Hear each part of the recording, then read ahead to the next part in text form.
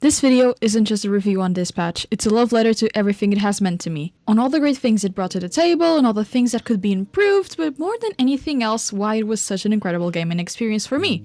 Hi, I'm Muffs, welcome to the Muffs ART-CHIVE, and without further ado, I'll start by talking about the plot of the game, then its characters, and only then will I speak about how the story impacted me and the more technical aspects of the game.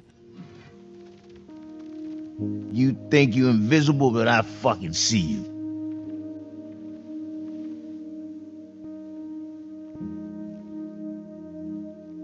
Dispatch is simple in the most complex way possible. It came at the perfect time in my life, when I needed a new gaming passion to hold on to, and because I genuinely am getting tired of people only wanting the most flawless graphics and creative world building made in human history for every single new game that is released. I needed a game that was memorable, relatable, and put me through a compelling journey that felt real, that moved me. And that is what Dispatch was able to accomplish. But what is Dispatch about? Dispatch tells us the story of Robert Robertson III, who carries the responsibility of being the hero Mecha Man, following the steps of his father and honoring the family's tradition and title in every single way possible. Robert's Mecha Man is called the Mecha Man Blue, and his suit is destroyed right at the start of the game, during Chapter 1 or Episode 1, as Robert is ambushed by Shroud, the main villain, and some of the other supervillains he commands as the leader of the Red Ring. Robert is then pressured by the media to speak out on the future of Mecha Man, and is ultimately led to giving up on the suit for the foreseeable future, and go back into a normal life. That would be true if he wasn't invited by Blonde Blazer to work as a dispatcher for the SDN, the Superhero Dispatch Network, being the leader in some way and working alongside a team of reformed villains, the Z-Team. Not only is this an incredible starting point for the game, since it breaks the expectations most players would have about a superhero game, at least my expectations were subverted, but also because the relationship that is built between Robert, the Z-Team, and the story as he's slowly trying to fix the Mecha Man suit and get back to action is impeccable, and makes Dispatch a game that constantly tackles themes of insecurity, greed, and morality of every single character. Robert is controlled by the player, and the player is faced with decisions such as cutting someone from the team in order to make the rest take their work seriously, defending Invisigal or not, standing up for the ultimate goal of redemption the Z-Team is supposed to accomplish, or even something like wanting revenge on Shroud or defending that he's also deserving of a redemption. The way you navigate through these decisions puts you at the center of attention and challenge your own buried hypocrisies, morals, and needs in a way that pressures the player and sometimes tricks us to do something that we might regret because of its outcome. And the game turned the simple cliches and tropes some characters follow into necessary parts of the game, and all of this makes Dispatch a game that is worth replaying to experiment and try out all of the different options and endings. But let's move on to what I think was the most important part of Dispatch, what made me obsessed with this game and what made it be so good. The characters of Dispatch. They're the ones that carry the simple complexity of the game on their backs and make it as compelling as entertaining as it is. The cast of voice actors, by the way, is impeccable, an unexpected and wild match that ended up making this game very charismatic, remarkable, and funny. We have characters like Blonde Blazer, who presents herself with confidence but is insecure about her true self, since it doesn't hold up or follow the expectations that are pressured onto her. Or Flambe, who presents himself in a sarcastic and egotistical way in order to hide his vulnerability and how fragile his pride truly is. We also have Robert, our protagonist and my favorite character, who speaks in a cold and assertive manner, who's a lonely and depressive guy and struggles to see any value in himself outside of the Mecha Man duties and outside his ability to help others, whether it be as a hero or dispatcher. Above all else, he is to me the most relatable character, and all of the versions we are given of him, reacting and responding to the events of the game, are on point with his purpose and role as the protagonist, and perfectly put him in the position of some sort of morality meter of the game. We have the controversial and remarkable Invisigal, whose insecurities are easy to spot, given how easily she critiques and points out the flaws in others, and how easily she breaks when put in difficult situations that tear apart the confidence she shows. There are also characters like Phenomenon who work around certain superhero tropes in order to break them and enrich the story of this game. But besides Robert's role as the morality meter of Dispatch, there's someone who really impacted me and genuinely put me at the edge of my seat while playing Dispatch. Your dad, Chase, your little team of turncoats. You think you can beat the bad by being good, but there's no solving human nature. You can't stop evil. All you can do is control it. Shroud is our main villain, voiced by the legend Matthew Mercer himself. He represents to me the biggest question Dispatch presents to us, the players. Shroud killed Robert's father, manipulates people like Invisigal, preying on their insecurities, disabilities, and vulnerability, to control them and abuse them for his own personal gain. And yet Robert can still choose to forgive him, to spare his life, or kill him, as an act of revenge for what he did to his father. But well, Robert didn't really have a close relationship with his father, and if Robert truly believes that villains can be redeemed, wouldn't he be a huge hypocrite if he chooses to kill Shroud? The biggest ethical and moral discussion Dispatch raises is as intriguing as this. Is redemption selective? The story of Dispatch ultimately comes to an end with this question as its last and biggest challenge. If redemption is selective, who chooses what makes someone deserving of it? Shroud deserves to pay for his sins, but is his death what will make that happen? Or just something that will feed Robert's ego as he'll feel like he honored his father?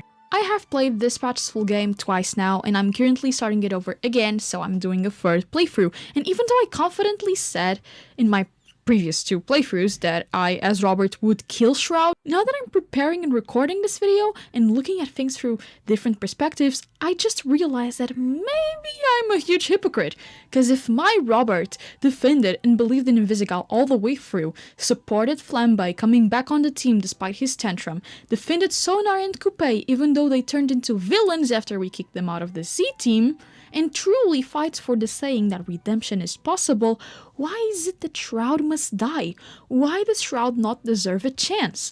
And this is the memorable and compelling part of Dispatch I mentioned at the start of the video. Whether Shroud is deserving of redemption comes to each player's personal opinion, but I sincerely cannot help but think that even though I personally chose to kill him twice, that I ended up not doing something that holds up to Robert's beliefs. I know that you could argue that, contrary to the members of the Z team, Shroud did not have redeemable qualities, and if we spare him, he'll just go back to being a villain with no second thought, but I don't really know for sure. I don't think I can necessarily confirm that, and what I know is that there's still something inside of me that says that I should feel guilty for not giving Shroud a second chance too. Other aspects that I loved about the game is how, once again, the characters are not untouchable, so the story doesn't feel like it's making excuses to reach certain points. The Z team is made of a bunch of villains trying to change their lives at the end of the day, and I think that is the fact that they're all mean, rude, and really selfish at times that motivates you, the player and Robert, to become the one to make them see the light at the end of the tunnel or something along those lines. But even the real heroes, like Blonde Blazer and Phenomenon, are vulnerable. Blonde Blazer feels the same burden Robert mentions in the game, regarding the mindset of not having any value outside of their heroic duties. Phenomenon is one of the strongest characters, but he's as fragile as any other member of the Z team if you really think about it. He doesn't understand social norms and cues, and struggles with his own emotions. And characters like Royd or Waterboy are also essential for Dispatch because they show you, in Royd's case, how heroes are never truly alone in what they do, and that they do need people to back them up to help them work towards certain objectives. And Waterboy becoming a hero, if that's something you choose to do, that is, again, is real proof that confidence is built on trust and help that can come from external sources, external people, in order to make you personally overcome your insecurities. Overall, I think that Robert serves as the perfect protagonist for Dispatch, and the story and its themes of guilt, vulnerability, and change are conducted perfectly because we follow someone like him. A lonely, cold, and arrogant at times guy, his journey of warming up to a beautiful cause, the idea of redemption being there for everyone, and the way he was able to move past and put an end to his guilt regarding his father's death shows us an incredible growth in a game that is not that long. Maybe Shroud deserved a second chance, but at what point does a man become unredeemable? When I put Robert through that outcome, didn't he feel like it was the wrong thing to do? That he shouldn't have killed Shroud? If we kill the queen, we rot the hive. You would do that? Kill Shroud? Because you might get the chance. And you don't want to go in there having to think about it. You gotta know. Shroud killed him, Chase. There's only one thing I can do. You know that's not true. I'm not sure your dad would want it that way. You're not sure. Should we ask him? But enough of me talking about how in love I am with these characters and story. Let's talk about Dispatch on a more technical level. The gameplay is so fun. I love the cutscenes where you have to interact with the story, not only with the choices you make but also with your mouse in order to attack or dodge your enemies. I also adore the layout and the way the dispatcher missions or calls, I don't really know the correct term, work. The hacking phases with the arrows on your keyboard, the strategies you gotta come up with in your head to know how to distribute and use your heroes, and the fact that you must carefully read the attributes of each call and each one of your heroes and actually take time to think about how you're going to build your team, use them and their synergies is awesome. And for once, I felt like I found a game that was not forcing me to play a certain way or rush things. The only thing I have to admit that actually annoyed me was how they didn't really explain how synergies worked during the tutorial, because it makes your characters much stronger and it's not something that is explicitly said during the game, you just kind of randomly find out when pairing certain heroes together. The artistic direction of the game is incredible. I love the characters' designs, how messy and unique it is, if that's how I could put it. Like, what I mean by this is that they all stand out but also look great and well put together in the context of the game. The animation is so good. It's dynamic and interesting to watch. The cinematics are very, very good. And the style itself is just how I like seeing 3D animation, in a somewhat cartoony way with black lines that mimic 2D drawings and vibrant colors. The graphic design is impeccable. I love the logo and how they include it in every single episode. I love the look of the UI graphics, the fonts they put together, and how everything is easy to comprehend and use. And last but not least, the voice acting is amazing. All of the characters have distinct voices that express their individuality and personalities clearly. I also love how the dialogues are raw and direct. They feel real and are easy to follow and to entertain the player as they go through the many choices you make in this game. I think it's also worth noting, and this one is a very specific thing that I'd like to point out, that the diction and enunciation that the voice actors put behind the dialogues and lines is flawless. Even characters like Flambe, who have a stronger accent, or Golem, who speaks in a reserved and low voice, can be easily understandable without having to change the way they talk or making it more commercial, if you get what I mean. To me, the things that could have been better or be improved for a sequel or a second game, for example, are the way the options are labeled, because many of them are labeled in ways that do not make you realize what you're getting yourself into, that trick you and misguide you on your path in some way, and the heavy role Invisigal's romance has in the game. I talked about this in depth in my previous video, but what I mean by this is that the weight Invisigal's romance has on the ending you get, on whether or not you get the good or bad ending, isn't fair and a bit nonsensical, because the game can label you as a bad mentor for basically not reciprocating her feelings, even if you're a true hero and defend her in every single way possible like I did in my first playthrough. To me personally, most choices not being too heavy or impactful was not a problem, and I think there was a great balance between choices that truly impact the game and choices that were more about the delivery of Robert's intentions more than anything else. I disagree with people saying that the mechanics and overall gameplay on the dispatcher calls and missions are not good, but I understand that most gamers have a passion for action-based video games, while I personally prefer strategic and high-pressure gameplay like dispatches or RPGs that do not constrain you. After all of this, I know some of you who reached the end of this video might argue that I'm being too biased, but once again, I truly think that each person is entitled to an opinion and to their own preferences. It's okay if you don't like Dispatch. I don't know if this video is necessarily for you, but anyway, I love superhero media and stories. I've been writing one for a while now, but that's not really relevant for now. And I personally think that there hasn't been any superhero story that I've liked as much as Dispatch in the last few years. I'm a huge fan of stories that are able to take the look of our world and twist it, mix it up with fantasy, superheroes, the supernatural, and other similar things. And for a video game, I personally think that what matters the most for it to work is your story, and inside the story, how your characters conduct the narrative is essential. The graphics and art style doesn't need to be another hyper-realistic piece, and the gameplay has to be tied with the story more than just on a let's defeat the evil kind of way. To me, Dispatch was able to do all of this perfectly, so to end this video, here is my dumb love letter for Dispatch. Guilt comes from a place of rapid change and vulnerability, and guilt also makes you live and function of others, ignoring your own needs. With Dispatch, we see Robert tie his worth with a suit and a role that was not his obligation to follow. A suit that distanced his father from him and stopped him from having a childhood that helped him grow into adulthood properly. But why would he not want to honor his father? To avenge him? It's the right thing to do, isn't it? That's not a healthy way to see things. That led Robert into isolating himself and becoming someone that felt right for others but not for himself, at least for a while. In Dispatch, we see flaws, we see problematic people, we see reality.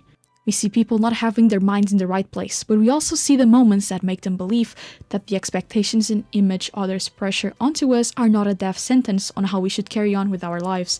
The journey they make to overcome guilt and insecurities in order to move towards a better path is touching. But this journey isn't just a change that has to come solely from you. It can be triggered by others. And that's how Dispatch made me feel, like I was in Robert's shoes, not just as a motivator, a mentor, or role model for others, but as someone who wanted to change his life for the better, who realized life is better when working as a community and not in isolation. Robert loves helping people because it's something that feels right to him, and not because of what others think is good for him. Change is possible, redemption is possible, but it's uncertain to say if it's the right path for everyone.